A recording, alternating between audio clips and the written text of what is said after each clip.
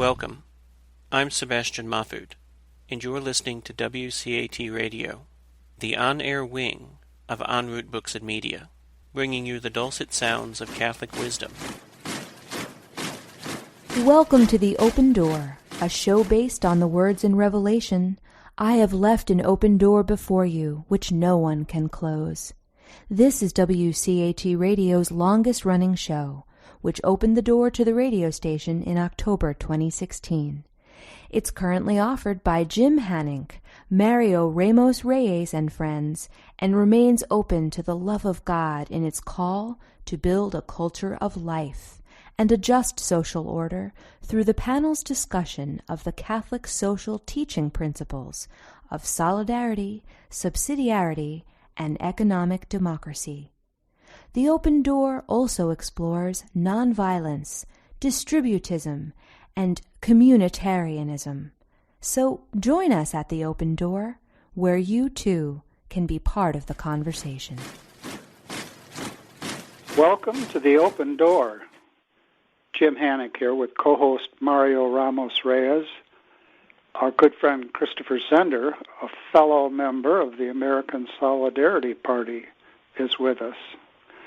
Today, we will be discussing the ASP's, that is to say the American Solidarity Party's, platform with a focus on the plank on civil rights and religious liberty. As you know, we have a relatively new platform. It's just a couple of months old, and there's a lot of attention being given to it, as there should be. Let's begin in prayer. Come, Holy Spirit, fill the hearts of your faithful, and kindle in them the fire of your love. Send forth your Spirit, and they shall be created, and you will renew the face of the earth. Lord, by the light of the Holy Spirit, you have taught the hearts of your faithful. In the same Spirit, help us to relish what is right and always rejoice in your consolation. We ask this through Christ our Lord. Amen. As we begin, I just want to mention that within the last, not even a week yet, the longtime English Catholic publication, long time as in it started back in the 1880s, the Catholic Herald. The Catholic Herald ran a very welcome article on the American Solidarity Party. We're speculating that the Catholic Herald's discussion was our first international recognition. And not surprisingly, the article included comments from Brian Carroll, our presidential candidate, and Schuyler Kovich. Both of these gentlemen have been guests more than once on the Open Door. I'm going to start by reading the preamble for the plank on civil rights and religious liberty. And our modus operandi for tonight, it's pretty much always our MO, is Mario will comment and Christopher will comment, and I might get in a couple of extra words, and then we'll work our way point by point through the plank that we're looking at. The American Solidarity Party calls upon all levels of government to live out the God-given ideals of human dignity, equality, and fraternity.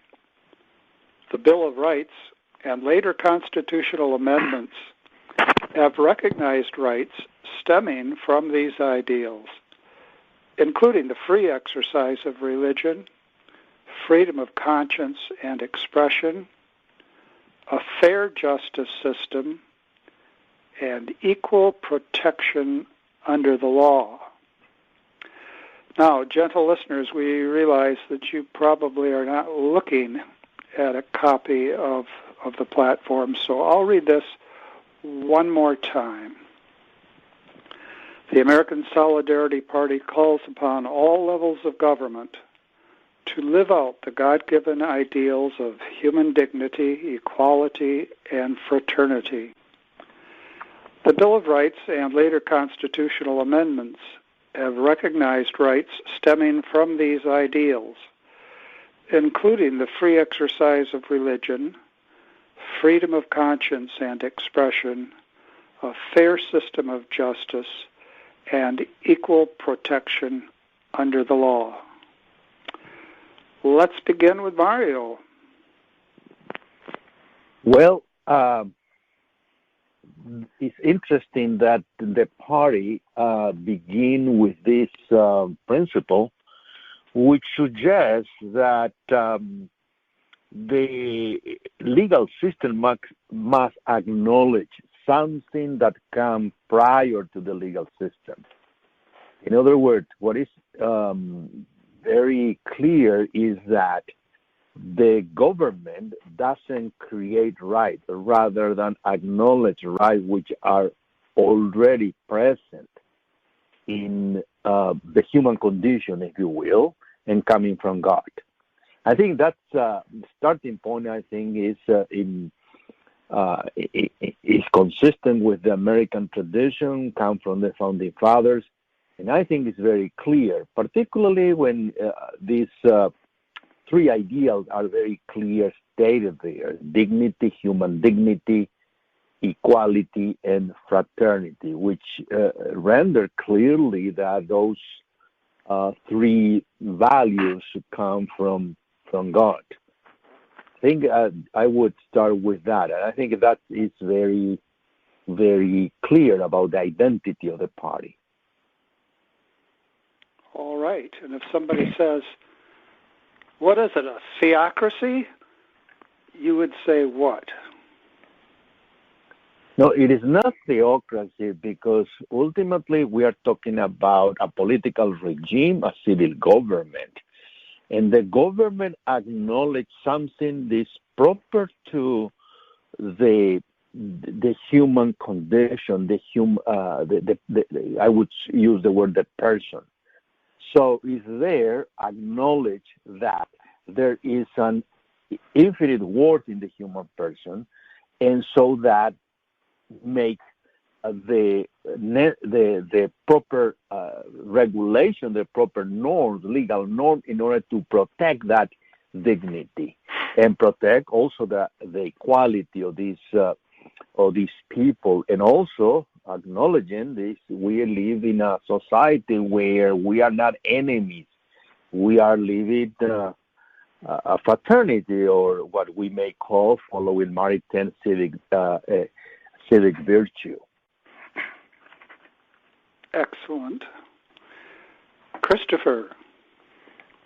Well, I would say I agree with what Mario said. The only thing that I would like to have seen is more clarity in regards to the principles upon which we base the idea of rights, because this could very easily be interpreted as following a Rousseauian or Lockean mindset, whereas rights are seen as pre-existing society, and that those rights are inherently individual and not rooted in human persons living within a community. So that community and the society and the state become impositions that we only wish for based upon the fact that they can secure these individual rights. So, I think it's a problem with a lot of the rights language is what is the basis of it? Why do we have these rights? Yes, they're God-given. That's an important addition. But are they God-given? How are they rooted in human nature? And how are they rooted in human nature in relation to other human beings, in relation to society? Is society something natural to us in which these rights are exercised? Or is it something which we impose in order to maintain individual rights? So that the only real end of society is the fostering of individual liberty. What if the drafters, I'm sure there was more than one, the drafters of this plank, working with the lead-in statement here. What if they said, well, we do have the word fraternity, and fraternity is pretty close to community, and furthermore, fraternity has a kind of historical precedent to it. Think of the French Revolution, and would that assuage your concern any? No, I still don't see that it's particularly clear, especially since it's rooted in the French Revolution, which is ultimately rooted in notions of individualism. So fraternity is weaker than community. Community or common good. Common good. No, I mean, community. Yeah. I mean, I would. To be fair, we're talking about a platform. We're talking about political language, and you can't expect, philosophical discourses on these topics in such a document. Nevertheless, it would have been good to see some understanding of the common good here, rather than a kind of reiteration of what most people of language that already has certain meaning in the society. In a society which basically accepts the notion that there only are individual rights and that the human society exists to secure those individual rights.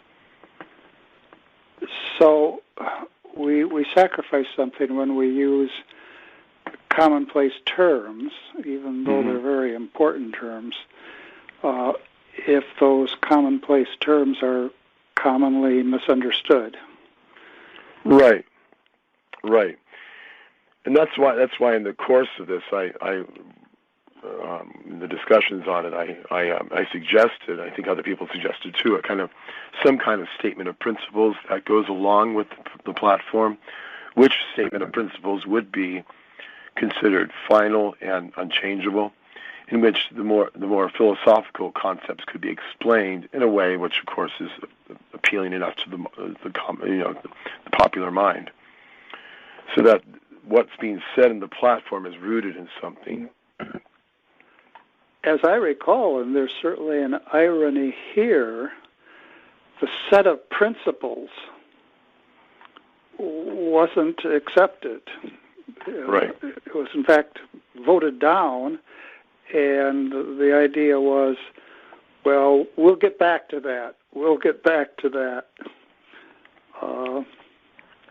Maybe it's already time to get back to that set of principles.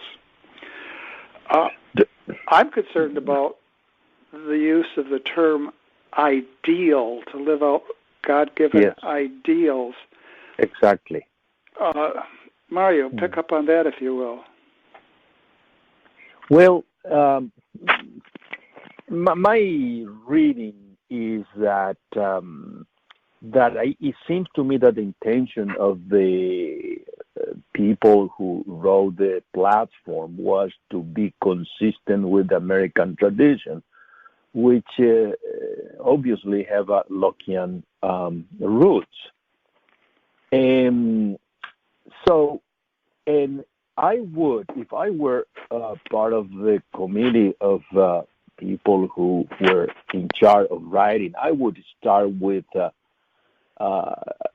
a notion of what we may call a personalist democracy. And so what type of regime are we proposing here? And then we talk about civil rights and all that. But what is the ideal democracy that we are proposing here as a part of the American democracy, of the American experiment? And so, and goes and talk about the component of that democracy, which is personalist, is communitarian, and pluralist, is Christian or taste. And so, but not just a descriptive property of that democracy, but a kind of normative criteria. In other words, a political society we are proposing, and we expect the society embody them, these properties, if you will. Because if you read the whole section on civil rights and freedom of religion, there is nowhere that you find the word person. Nowhere that you find even the word individual. So, in that sense, it's not in continuity what is being said when we talk about life, where the idea of the person is very clear. But here in the political sphere, it seems that the person and the common good, yes, are not there. And I think they should be there in order to understand what type of society, what we are proposing. That would strengthen the language greatly, although as Christopher notes, it might expand the language greatly as well. On this notion of ideal, I could understand if someone talks about human dignity as an ideal, if what they mean to say is something like, we are working for a society in which human dignity is better recognized. But in fact, human dignity exists already, and it's not merely an ideal, it already has an existence.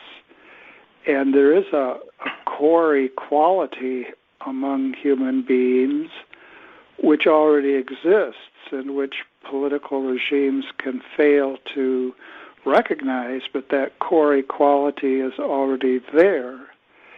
And there is already a social political nature that the human person has, and the question is whether or not a given regime recognizes that. So in philosophical terms, dignity and equality and fraternity, and certainly dignity, equality, fraternity, the person and the common good, have an ontological reality here and now. And this need not be the case, but very often when people switch to the language of ideals, there's an invitation for at least some other people to say, well, we're working towards those ideals and nobody's perfect and so. And that leads, I think, to a kind of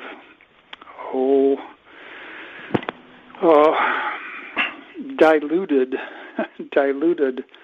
political life. To say that something is just an ideal can very easily turn out to be an invitation to put off doing what needs to be done today for some other time. And then, too, Christopher mentioned the grounding of rights.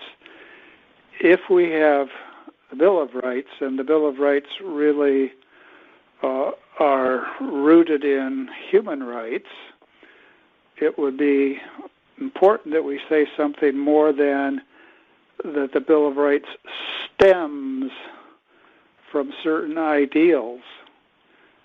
Actually, it would be that certain basic rights entail political rights, although the expression of political rights might take different forms given different cultural contexts. I think, though, we're agreed that the initial statement here goes in the right direction, but because of its political milieu, skirts some deeper philosophical issues. Nonetheless, it's just an introduction to a range of particulars, and I'd like to turn to the first point. But Jim, but before that, when you say that because of the political milieu is not inclined to philosophical speculation, we may need to use a language that is more proper to people who are engaged in politics. But to me, that sounds a little bit pragmatic in the sense that, well, then the political regime or democracy precedes philosophy. In other words, this is a practical aspect of politics that we are concerned about.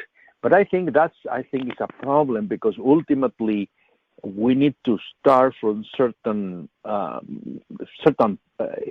principle or certain truth in order to propose something to the political community. And I think in that sense, we already have a wealth of conceptual wealth in order to propose in the party such a view.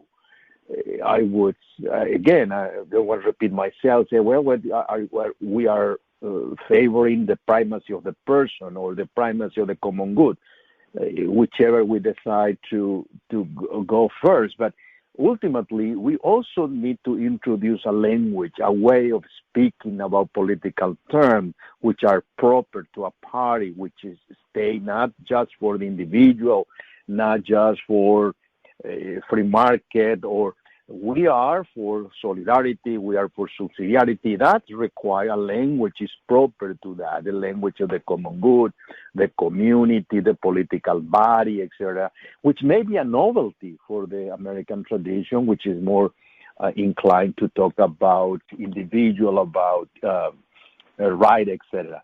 So I think that's a challenge, but that's the educational aspect in this sense for the party, I think. I agree that those distinctive philosophical principles need to be clearly stated. There is, though, one line of thought that might come into play here. Jacques Maritain, our shared mentor, makes a distinction between the metaphysical status of the natural law, which would include, say, the status of the person, the status of the common good, and the like. And this is a word that I think must sound better in other languages than it does in English, the gnosiological dimension of the natural law, which is to say that we learn the metaphysical content of the natural law in a progressive way. And it might just be that if we focus on the strongest language that the Anglo-Saxon tradition makes widely available, if we focus on those terms, that we can lead to, that we can incite even reflection on the metaphysical structure of the natural law that we only gradually come to recognize. And I think that to a certain extent that's what Maritain hoped for in the United Nations Universal Declaration of Human Rights. Put in a more colloquial way, keep talking that way, folks, and after a while you'll start to wonder just how it is that you can talk that way, and then we philosophers wait eagerly in the wings. That's a line of reflection that might come to mind as we make these points. Well, yeah, I think yes, Christopher. There has to be some guidance, because generally speaking, a book group I belong to, we just recently read Man in the State, Maritain's work. And he talks about how people from very different religious and philosophical traditions can come together and enunciate the same, at least goals, right? Though they might have very different principles for holding those. Sounds like a great book club. Well, we do some good stuff, but it's not sponsored by the YMCA, is it? No, it's you might even fit in. Is it by that public library that you have? No, this is more in your new living area. Excuse me. No, it's in a more highbrow area than where I live. But anyway. All right. Christopher, gentle auditors, Christopher is recovering from a foul respiratory attack, so we welcome his courage in joining us. Occasioned by a brutal move. Yes. Yes. To a land of few, if any, libraries. Yeah, well, anyhow. Go ahead, sir. What was I saying? Anyway, yeah, okay. But I think it's incumbent upon those who know, or at least think they know, what the principles are, to enunciate those principles, and not simply to enunciate the conclusions. Because most people are not reflective enough to really actually come to these conclusions. They often need to be drawn into it by by a kind of, not philosophical discourse, but a kind of popularization of the same. To point to why is it we say man has dignity? Why is it we say that there's human equality? And what does that even mean? What's the basis of human fraternity? And I would think, in the American context, one of the ways of doing that is through a political party. The difficulty is, I think, is that in the United States, Americans are very, very impatient of anything which does not immediately translate into action, into doing, or what seems not to translate immediately into doing. Anything that seems is going to take a long time, and what I'm proposing probably would take a long time. And that's one of the hard. So people want to they want to win elections, and so the temptation is always to sort of to cut out the middle and to leap from the beginning to the end. And I think that's that's always a problem, and it bedevils political efforts in the end, because in the end what you tend to become is very much like the things you were formed to combat. And the leap that you mentioned is a perilous leap. Exactly. And it assumes that when people, again, even within a party like the ASP, it assumes that people who enunciate the same end understand have the same justification for their position, which is often not the case. Yes.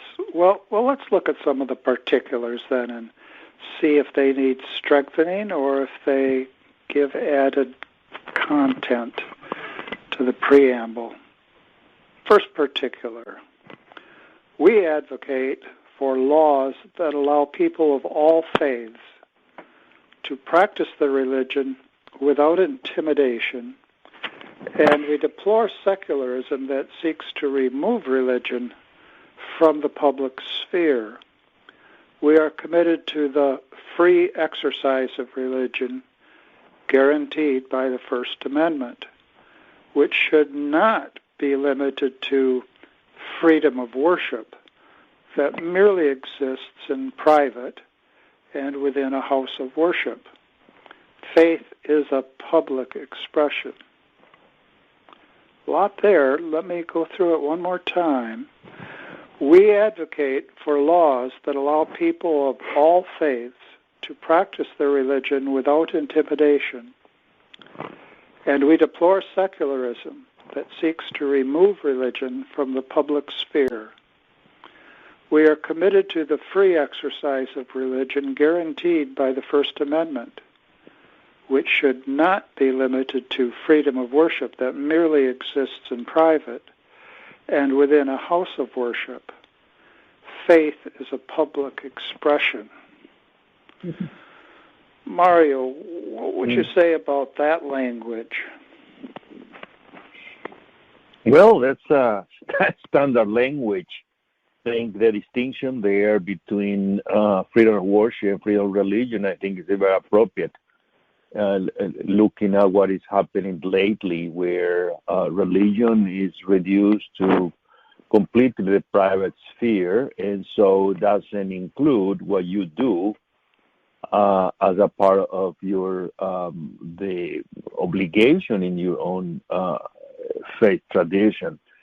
And so that is the advance of secularism, which make our view of religion irrational, so that if the political system must be within people who are a community, which people are rational, then religion is excluded because precisely that irrationality, so that you can include in the private sphere. And I think that the language, I think, in that sense is clear. But there is something here, I think, that we may raise a question. Why then faith is a public expression? It's a public expression because it's something that forms the will or the life of the individual, or because even it expresses what we are as human persons.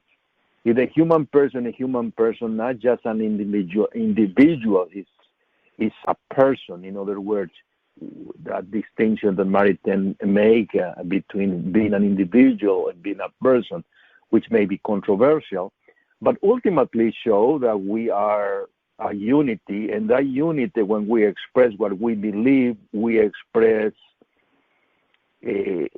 not only privately, we are in public, but that is part of our own being as a person.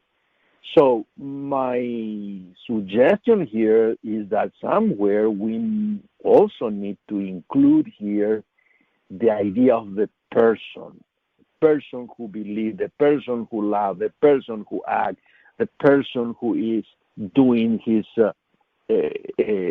exercise, his right, etc. I think that's my first reaction to this. All right, and that follows some of your reaction to the preamble. Christopher, what do you say? Well, what I'd ask this is, faith being a public expression, the fact of the matter is right from the founding of the country, though it's always promoted freedom of religion, absolute freedom of to hold whatever religious opinions you want, and a limited freedom to actually exercise religion. Nevertheless, religion has always been treated as if what you might say, what is particular to religious groups, particular religious tenets, are always been considered as private. So when you express, when you talk about faith being a public expression, really, in the context of the American system, the only public expression of faith which is going to be viable, at least in terms of having any kind of cachet in the public sphere, would be what you could justify, whatever tenets of faith you could justify by some secular principles. So I'm not quite. I mean, I think are you talking about the people? Or is the plank you're saying talking about the expression of people being able to go out and preach the gospel on the streets, or talk about what they think God wills based upon the Bible or some other religious text for this particular society, or are they talking about something else? I don't know if that's clear enough, but. So in practice, the history of the United States tells us that you can, in fact, have the faith you have, but its expression has to be something that is justifiable or intelligible, even on secular grounds. Right. And I think it's part and parcel of that when you see the founding fathers, particularly George Washington, praising religion. They always praise it in terms of its moral influence on individuals. In other words, they praise religion because it makes good citizens. They don't praise religion in and of itself. So religion, in a sense, exists for the sake of the greater society, for the state. An instrumental view. Right, and instead of an idea that the natural state exists for the sake of a supernatural order. So religion is always kind of like a servant in the minds of the founders. I think it's something similar here. Given that, the historical point that you're making, we shouldn't be surprised that many religious expressions are not welcome in the public square. It shouldn't be something that takes us by surprise, because that's the way it's been from the very inception of the Republic. Perhaps it's more noticeable now, but nonetheless, that's the way it's been. Would you say that? Yeah, I mean, when it's us who are the ones whose religious expression is being curtailed, then we notice it. I mean, there were times when Catholic religious expression was curtailed in the American Republic. And for example, having Catholic schools. Right. Attempts to overturn the whole Catholic parochial system. And go ahead. So I have a question.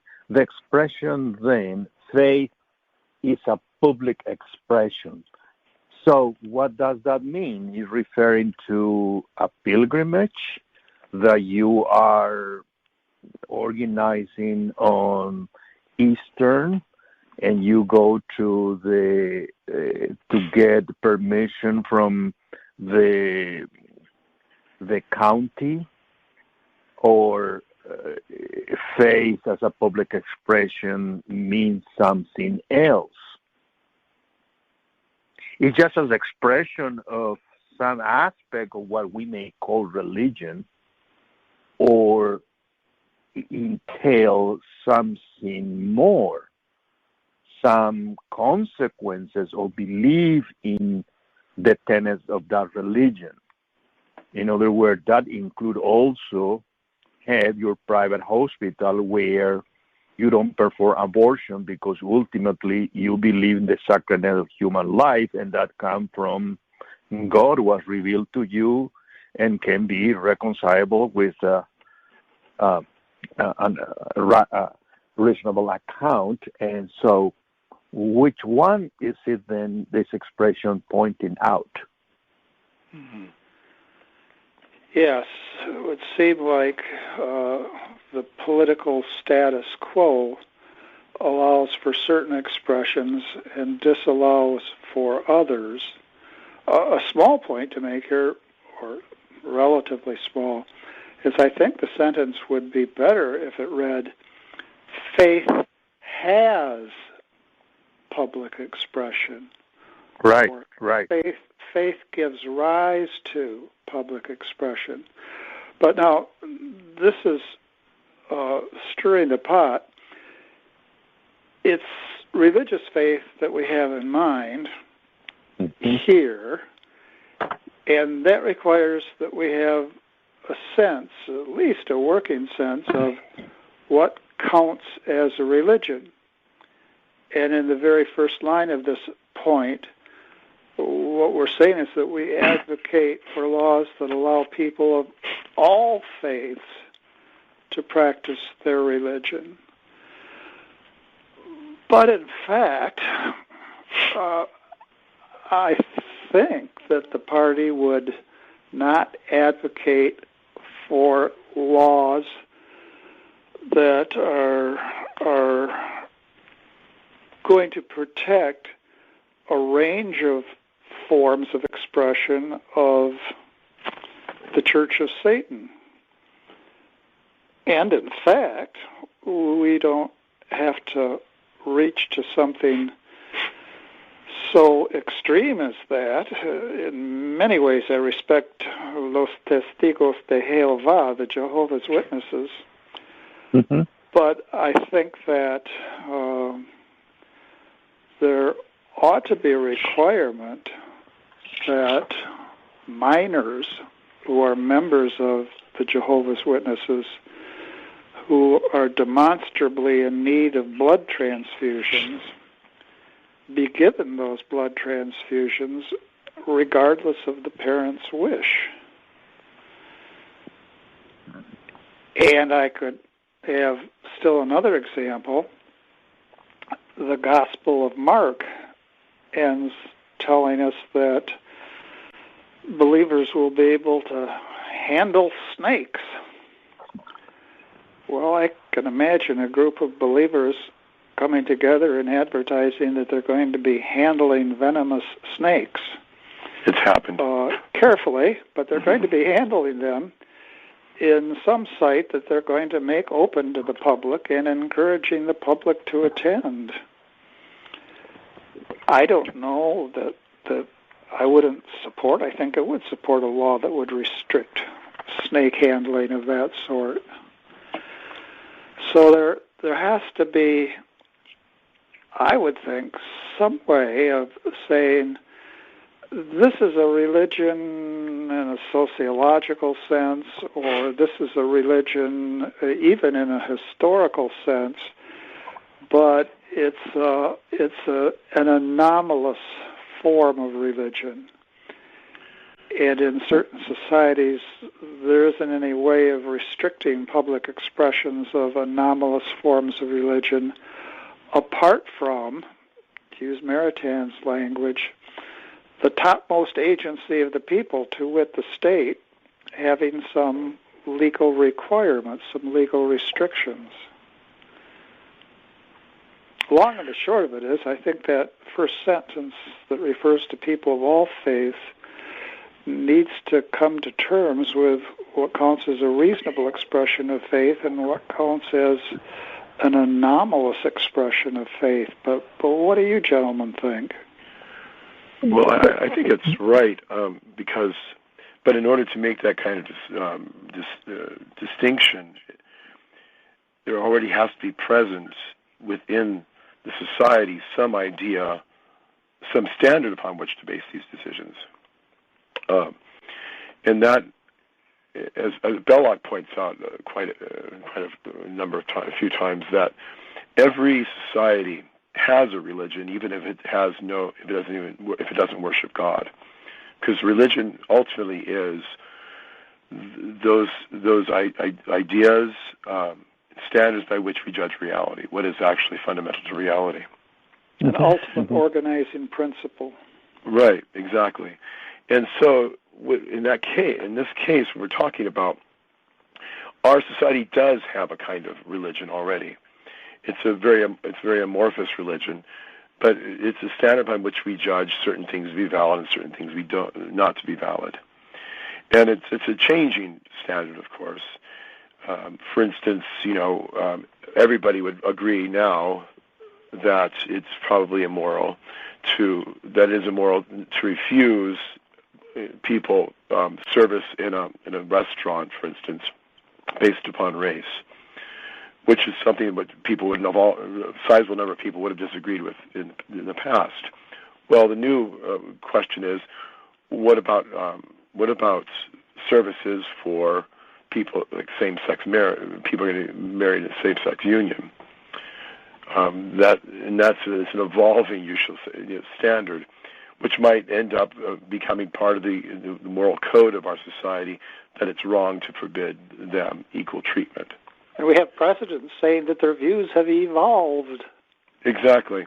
So, and that's one of the difficulties, is that if you're going to talk about what is permissible religious expression, that's always going to depend upon what religion you yourself hold, even if the religion is a non-deistic religion, even if it's secularism. Or it could be a form of Buddhism that doesn't recognize any sort of God in a classical sense. Right. Now, some state... I'm sorry, Mario, please, go ahead.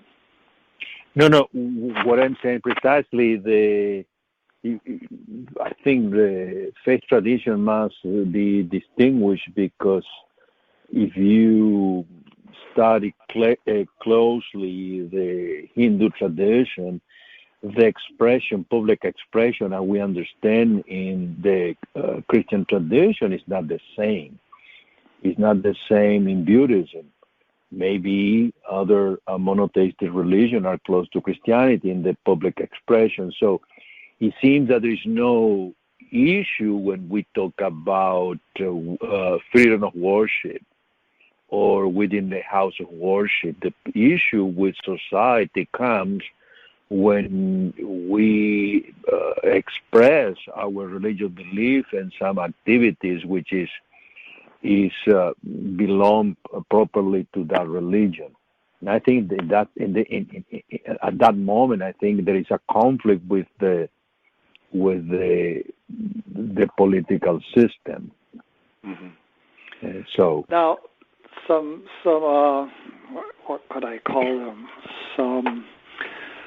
Some striking, how's that, stances on this question have been taken by different countries. I think of a country like Russia or a country like Belarus or a country like Kazakhstan will give legal recognition to some religions but not others. So countries that recognize some religions and refuse to recognize other religions might, in part, depending on the list of approved or disapproved religions, have a case to be made.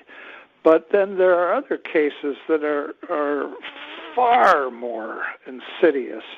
For example, the latest, as I understand it, in China is, I don't know how to phrase the official rationale, but unless you are 18 or older, you cannot enter a house of worship, to use that expression. And how it is that the Vatican can have a concordant with a country like that beggars the imagination. But again, when you mention about the situation, the situation of religious tradition in China, but there we already have a different political system which is completely different from ours.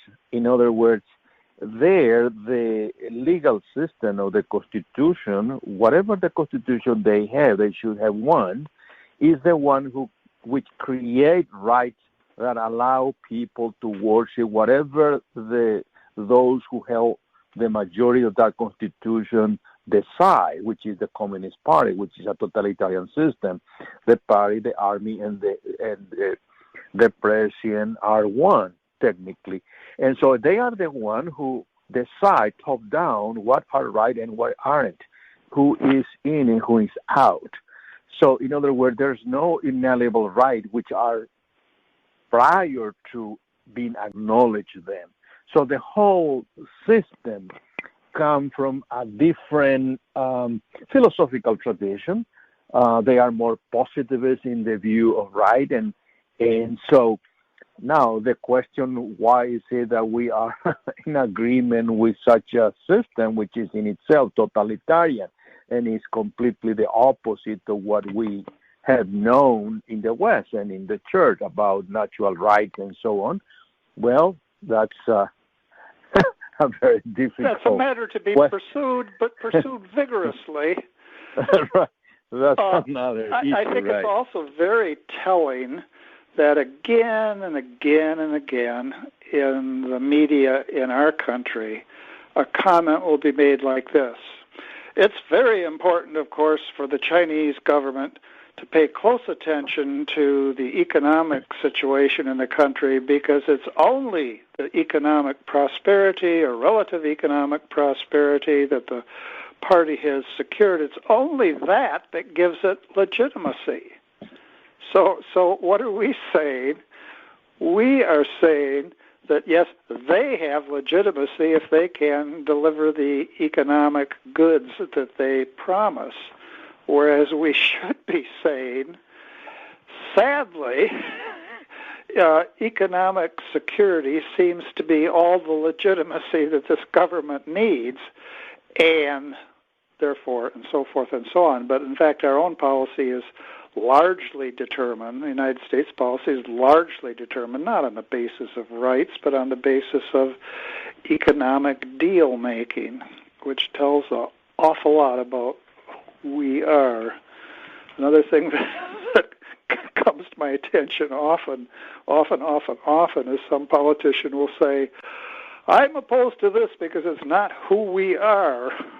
Well, perhaps who we are isn't what we should be, but oh no, we can't entertain a possibility like that. Was that a rant? Was that a rant? Did I just indulge in a rant? I think you did. But yeah.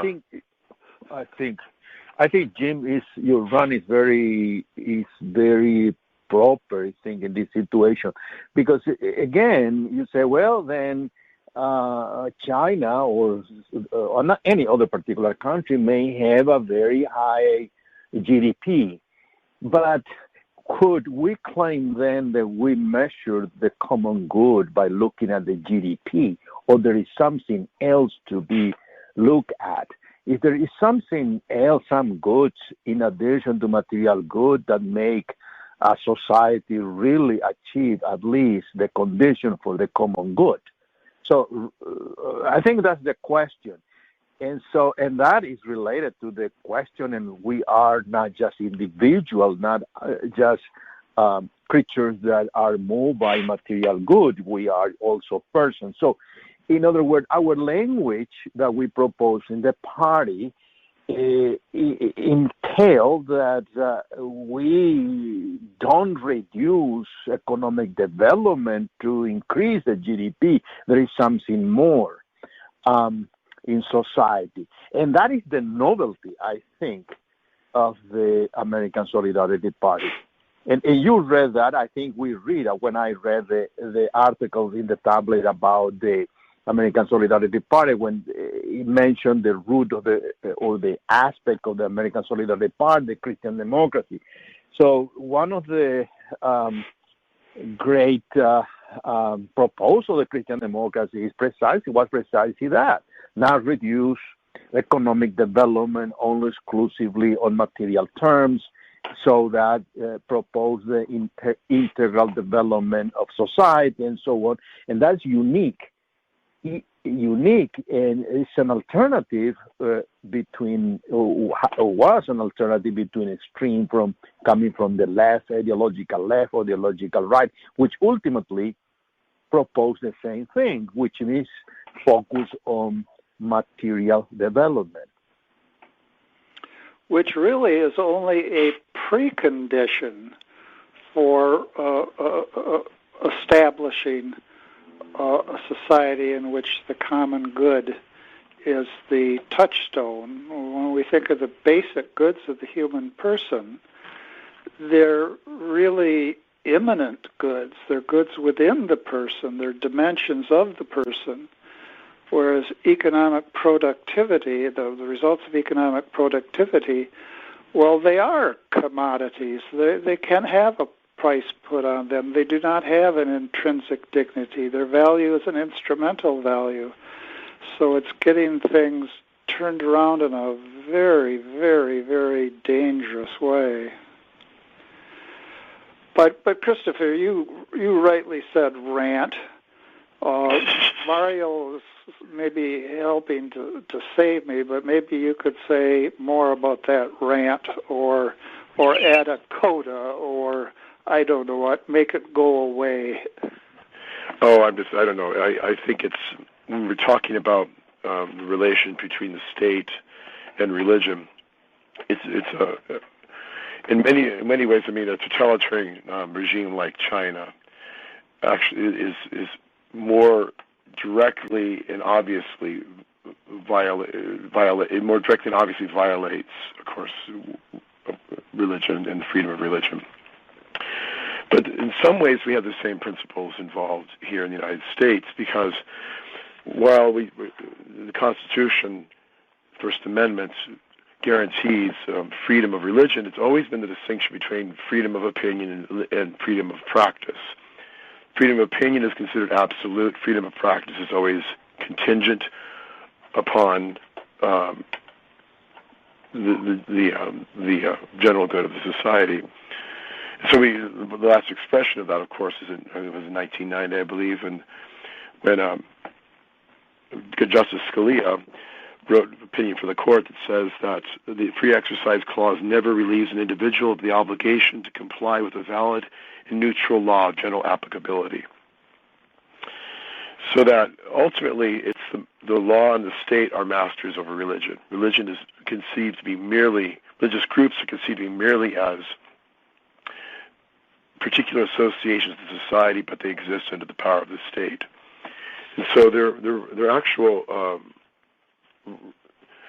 in a certain sense, their freedom exists by fiat of the state. Mm-hmm. So you're saying that it's with sober thought that Catholics should rightly espouse the motto, Rome, rum, and rebellion. At least we're committed to an incipient rebellion, and the state, the regime ought to keep that in mind. We're not in their pocket. Well, exactly. I mean, and the thing is, because what we can offer the society is so much deeper and so much richer than anything they've even conceived. And I'm not talking about the supernatural or the resurrection and all that good stuff. I'm talking about even the nature of society considered only from a natural level. And Senator Feinstein was on to something when she said that for some of us, quote, the doctrine runs deep. Yeah.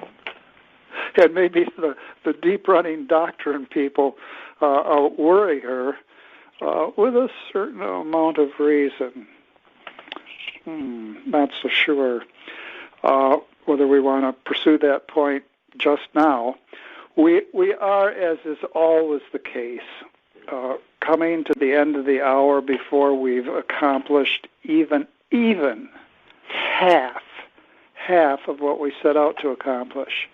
I'm looking at the page that's the printout of this particular plank in the platform, and it turns out that it's not a page. It's a page and a half, and we haven't yet gone through the first half of that page and a half. So I think that we'll be returning to this next week, and we have momentum in returning to it. And looking ahead, we also have someone who is not politically shy, Professor Peter Redpath, saying that he's keen to join us again. And he wants to talk about philosophy as an enterprise. And one of the enterprises, we could have a plural there, one of the enterprises of philosophy is criticism of the state, not in order to destroy for the sake of destruction, but in order to challenge the state right down to its very roots so that the state can recognize the ontological reality of human dignity, of human equality, and of the common good. Let's, though, for now, close in prayer. And today's gospel is from the Gospel of Luke, chapter 13. Some Pharisees came to Jesus and said, "Go away, leave this area, because Herod wants to kill you." He replied, "Go and tell that fox, behold, I cast out demons and I perform healings today and tomorrow, and on the third day I accomplish my purpose. Yet I must continue on my way today, tomorrow, and the following day, for it is impossible that a prophet should die outside of Jerusalem. Jerusalem, Jerusalem, you who kill the prophets and stone those who sent you, those sent to you, how many times I yearned to gather your children together as a hen gathers her brood under her wings, but you were unwilling. Behold, your house will be abandoned. But I tell you, you will not see me until the time comes when you say, 'Blessed is he who comes in the name of the Lord.'" Amen. Come, Lord Jesus, come. Hello, God's beloved. I'm Annabelle Mosley, author, professor of theology, and host of Then Sings My Soul and Destination Sainthood on WCAT Radio. I invite you to listen in and find inspiration along this sacred journey we're traveling together to make our lives a masterpiece, and, with God's grace, become saints. Join me, Annabelle Mosley, for Then Sings My Soul and Destination Sainthood on WCAT Radio. God bless you. Remember, you're never alone. God is always with you.